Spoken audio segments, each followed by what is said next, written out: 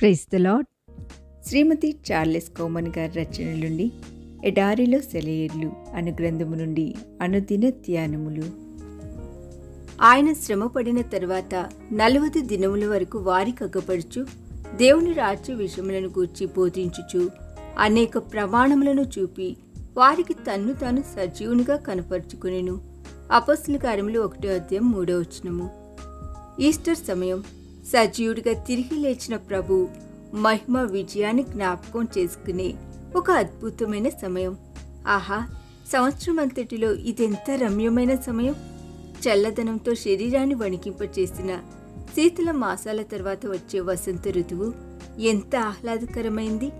పక్షుల కిలకిల రావాలు, కోకిల కుహుకుహు గానాలు, చిగురించే చెట్లు, విరబూసే పుష్పాలు, ప్రకృతంతా దైవిక స్పర్శచే క్రొత్తదనాన్ని సంతరించుకొని నూతన జీవంతో మనోహరంగా మారిపోతుంది.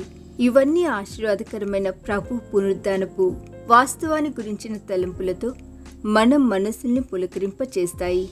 ఆయన సజీవుడిగా తిరిగి లేచిన తరువాత భూమి మీద సంచరించిన 40 రోజుల కాలంలో ఎన్ని ఆశ్చర్యకరమైన సంభవాలు! ఆయన ప్రత్యక్షతలు ఎంత స్వాభావికమైనవి, అవి అర్థం చేసుకునేందుకు ఎంత సులువైనవి! సర్వశక్తుడి పాదాల సవ్వడి ఎంత నిశ్శబ్దమైనది! ఆ ప్రాతః సమయంలో ఆయన మరియకు ప్రత్యక్షమైనప్పుడు మరియా అంటూ పిలిచిన ప్రేమ పిలుపు ఎంత మధురమైనది! ఒకప్పుడు తమ వలలు విడిచి తనను వెంబడించిన ప్రియమైన జాలరులను ఆయన ఎంత ప్రేమగా పలకరించాడు. రాత్రంతా చేపల వేటలు అలసిపోయిన ఆ జాలరుల కోసం ఆయన తిబిరియా తీరంలో ఎంత ప్రేమతో ఆహారం సిద్ధం చేశాడు. ఎమ్మాయి మార్గంలో తీవ్రమైన నిరాశ నిస్పృహలకు గురయ్యున్న 2 శిష్యులను చూసి ఆయన ఎంత జాలిపడ్డాడు. ఆ సమయంలో ఆ 2 వ్యక్తులకు సజీవుడైన క్రీస్తును గురించిన లేఖనాలను ఆయన వివరిస్తున్న సమయంలో వాళ్ళ గుండెల్లో ఎంతగా మంటలు చెలరేగాయి. ఇశ్రాయేలును విమోచింపబోవాడు ఈయనే అని మేము నిరీక్షించి ఇంటిమి అంటూ నైరాశపు చీకట్లు కమ్ముకొని ఉన్న ఆ వ్యక్తులు తనతో అన్నప్పుడు ఆయన వాళ్ళ అనుమానాలను ఎంత ఓపికతో నివృత్తి చేశాడు. ఆహా, అద్భుతమైన ఆయన మహిమా ప్రసన్నత ఆ తరువాతి కాలంలో వాళ్ళని ఎంత బలమైన సాక్షులుగా నిలబెట్టిందో కదా. ప్రతి కాలంలోనూ దేవుని మహిమా ప్రసన్నత ఆయా వ్యక్తులను ఆశ్చర్యానికి గురి చేస్తూనే వస్తుంది.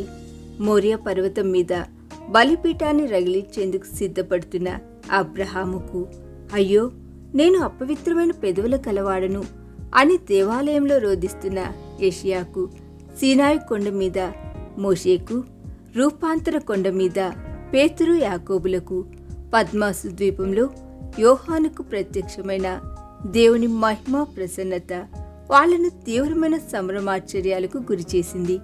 మనసుంటే మనం కూడా ప్రకాశమానమైన ఆయన మహిమా ప్రసన్నతను తప్పక అనుభవించగలం. జీవము గల దేవుడు మీ మధ్య ఉన్నాడు. యెహోషువ గ్రంథం 3:11. ఇదిగో, నేను యుగ సమాప్తి వరకు సదాకాలం మీతో కూడా ఉన్నాను. మత్తయి సువార్త 28:20 అనే మాటలు ఎంత అద్భుతమైనవి! ఐశ్వర్యవంతమైన దైవిక మహిమా ప్రసన్నతను వీక్షించేందుకు మన నేత్రాలు తెరవబడితే ఎంత బాగుండు! అనంతుడైన దేవుని సార్వభౌమత్వపు గొప్పదనాన్ని మనం తెలుసుకోగలిగితే ఎంత బాగుండు!